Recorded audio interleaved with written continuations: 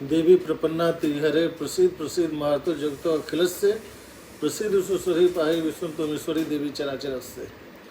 सियावर रामचंद्र की जय, पवन सुत हनुमान की जय, हर हर महादेव, जय माता दी। नवरात्र दुर्गा पूजा के मध्य में जब ये पर्व जो है धीरे धीरे और चढ़ाव की ओर बढ़ रहा है, चरम की ओर बढ़ रहा है, आप लोगों का स्वागत है। आज एक बड़े ही आम विषय पे बात करने की इच्छा हुई। आप जानते हैं अभी फिलहाल वैश्विक स्थिति क्या है, कहीं युद्ध हो रहे हैं, कहीं प्रतिकार हो रहे हैं। अब दुनिया ही ऐसी है, ये तो आप भी जानते ही होंगे, आप लोगों ने भी अपने पर्सनल लाइफ में ये देखा होगा कि जब आप किसी मुसीबत में पड़ते हैं तो आप कई बार अकेले हो जाते हैं। आपके आसपास जितने लोग जमा हैं वो या तो तमाशा देखने के लिए वहाँ खड़े हैं या अपना मौका पे अपना हाथ साफ करने के लिए खड़े हैं। ऐसे ही देश भी चलते हैं, देशों के बीच में अपना देश भी अकेला है, दूसरा देश भी अकेला है। आपको लगता है बहुत है कि ये हमारे पड़ोस में है, इससे हमारी मित्रता है या जिससे भी है, लेकिन अंत में वही होना है। आप अपनी अच्छाई बुराई, आप अपने समय कुछ समय के लिए आप अकेले ही होते हैं। अब हम लोग देखते होंगे कि आज की तारीख में कई लोग सवाल उठा रहे हैं कि बदला इतना क्यों लिया जा रहा है, इतना ही क्यों नहीं लिया गया। बुराई तो इतनी की गई, उसका बदला इतना निकाला जा रहा है, ये ठीक नहीं है। असल में बुराई इतनी हो या इतनी हो, अगर कोई भी चीज़ किसी भी निर्दोष आदमी के लिए खतरा है तो मानव समुदाय के रूप में, मानव सभ्यता के रूप में हम लोग का ये कर्तव्य बनता है कि वैसी खतरनाक चीज़ को हम लोग ख़त्म कर दें, क्योंकि जो चीज़ निर्दोषों के लिए खतरा हो सकती है,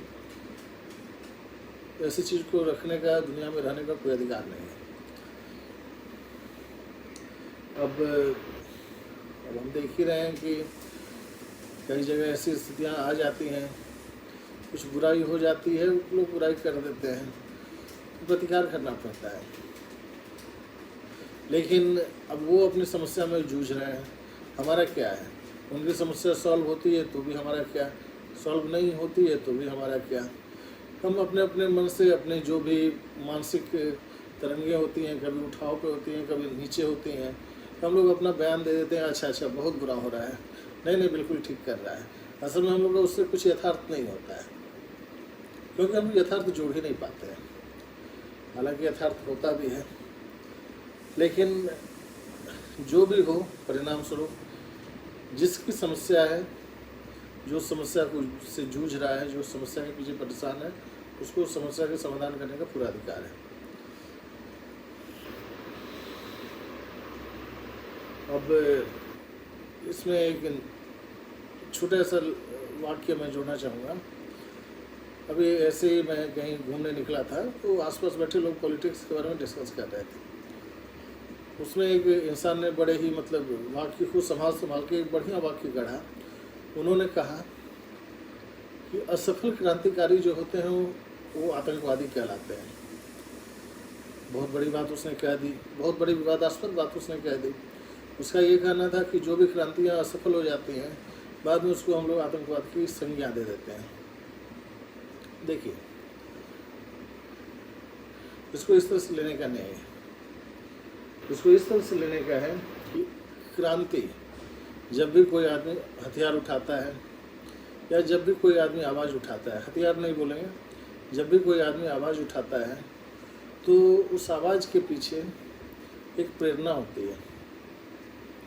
प्रेरणा कहाँ से मिलेगी? एक आदर्श होता है कि आवाज़ कैसे उठे, कैसे उठाई जाए, किसके समरूप उठाई जाए। उसकी एक योजना होती है कि आवाज़ ऐसे उठानी है, और योजना के पीछे फिर एक सिद्धि होती है कि आवाज़ उठने के बाद ये परिणाम हमें चाहिए, तो हम समझेंगे कि हमारी क्रांति जो है, क्रांति की तपस्या जो सिद्ध हो गई, तपस्या पूर्ण हो गई, क्रांति की सिद्धि हमें मिल गई।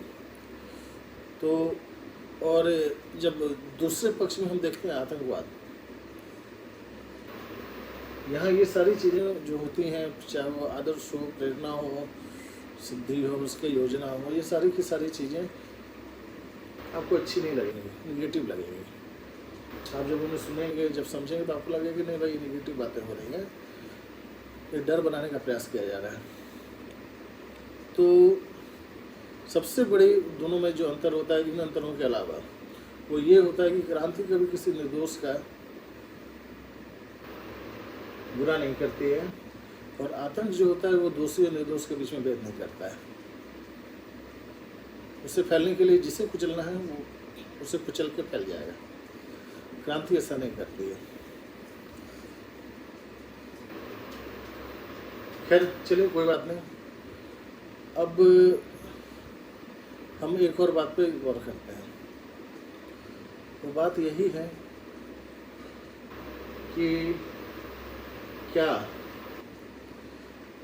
अपराध सिर्फ और सिर्फ व्यक्ति का ही होता है? अब एक बात बताइए, मेरे घर के बगल में कुछ गलत हो रहा है, इसकी मुझे जानकारी है,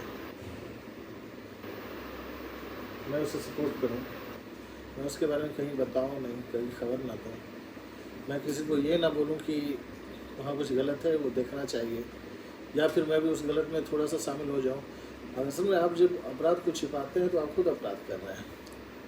आपको हाथ से अपराध करने की ज़रूरत नहीं है। कई बार आपका व्यवहार, कई बार आपकी प्रतिक्रिया, कई बार अपराध के प्रति अगर आप तक ये रहते हैं, स्थिर रहते हैं, तो ये सब चीज़ें जो होती हैं ना, ये भी हमें एक तरह का अपराधी बना देती हैं।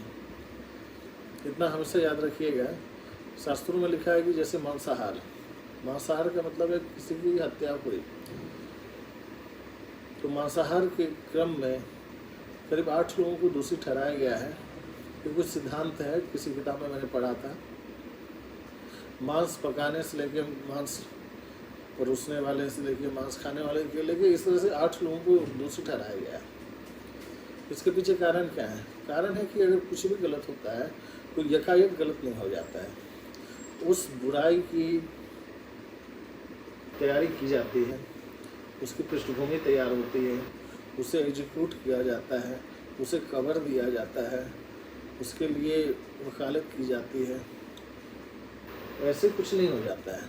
ऐसे तो एकमात्र अपराध है जेब कतरी, या साधारण लोगों का सबसे बड़ा अपराध ट्रैफिक सिग्नल पार कर जाना। और बाकी जितने भी अपराध हैं ये सब ऐसे नहीं होते हैं। अब जेब कतरी के लिए भी आगे पीछे सोचना पड़ता है, लोगों को ट्रेनिंग लेनी पड़ती है। तो इसीलिए अपराध में शामिल जो लोग हैं वो अपराधी हैं। उनके हाथ खून से रंगे होना जरूरी नहीं है। और अगर हमें अपराध से निपटना है तो कहा ही जाता है कि सांप से अगर निपटना है तो पहले उसका दिल खोजिए आप। खैर ये तो दूसरी बातें हैं, दुनियादारी की बातें हैं, ये तो किताबों में, उपन्यासों में आती ही रहती हैं। और एक बात और मैं कहना चाहता हूँ कि अभी जैसे कि साधारण बोलचाल में कहा जाता है दक्षिणपंथी, वामपंथी, मध्यपंथी, ये सब जो भी हैं वाक्य के इन जालों से बाहर आइए। एक ही पंथ पकड़िए, वो है भारतपंथी। क्योंकि असल में हमें उसी की प्रतिष्ठा करनी है, भारत की। दक्षिण कहाँ ले जाते हैं हमें क्या पता, कि दक्षिण घूमते घूमते हम फिर बाएं आ जाएंगे। इससे बढ़िया है अपने ध्रुव तारे स्थिर कर लीजिए, हम लोग भारतपंथी हैं। लेकिन इतना जरूर ये कहना चाहूँगा कि आज जितने भारतपंथी आपको खड़े दिख रहे हैं, ये हुजूम तैयार हुआ है। कई लोग इसमें ऐसे हैं जो कि अंधेरे रात में मसाल लेके खड़े नहीं हुए थे, कई लोग दिन में ही इधर आए हैं। इसीलिए थोड़ा सा सावधान रहें, क्योंकि हो सकता है कि कल को अगर कोई चुनौतीपूर्ण स्थिति आए, फिर आप देखिए कई लोग यहाँ से साइड हो जाएंगे। अब ऐसी स्थिति में होता क्या है कि जब आपकी विचारधारा के लिए जब बाहरी लोग काम करने लगते हैं, जिनका कि पूरी तरह से जिनका रूपांतरण नहीं हुआ है, एकांतरण नहीं हुआ है, वो लोग कई बार आपको ऐसी अधूरी शिक्षा दे देते हैं जो कि मुझे नहीं लगता कहीं उपयोगी होती है। तो इतना ज़रूर समझिए कि किसी भी मत की प्रतिष्ठा करना एक दिन दो दिन का काम नहीं है, या एक दो भाषणों का काम नहीं है, एक दो ट्वीट का, एक दो मैसेज, एक दो पोस्ट या एक दो किताबों का काम नहीं है। और इतना हमेशा याद रखिएगा कि सही कौन है, क्योंकि आज कभी ऐसी स्थिति आ रही है, और खास करके जब पॉलिटिक्स की बात होती है, कोई भी किसी के लिए भी किसी के भी सामने खड़ा पाया जाता है। ये बड़ी दुर्भाग्यपूर्ण स्थिति है कि आज हम लोग, कई लोग उन लोगों के साथ काम कर रहे हैं जिसके अगेंस्ट कभी हम लोग हुआ करते थे। तो इसी तरह दुनिया बदलती है। आप लोग दशहरा, दुर्गा पूजा, नवरात्र नामों में भेद ना करें, दुर्गा माँ की आराधना करें, उनसे सब बुद्धि मांगें, उनसे और भी अच्छी अच्छी चीज़ें मांगें जो कि आपके लिए, देश के लिए, धर्म के लिए, राष्ट्र के लिए, मानव सभ्यता के लिए उपयोगी हो। तब तक के लिए जय श्री राम, प्रणाम।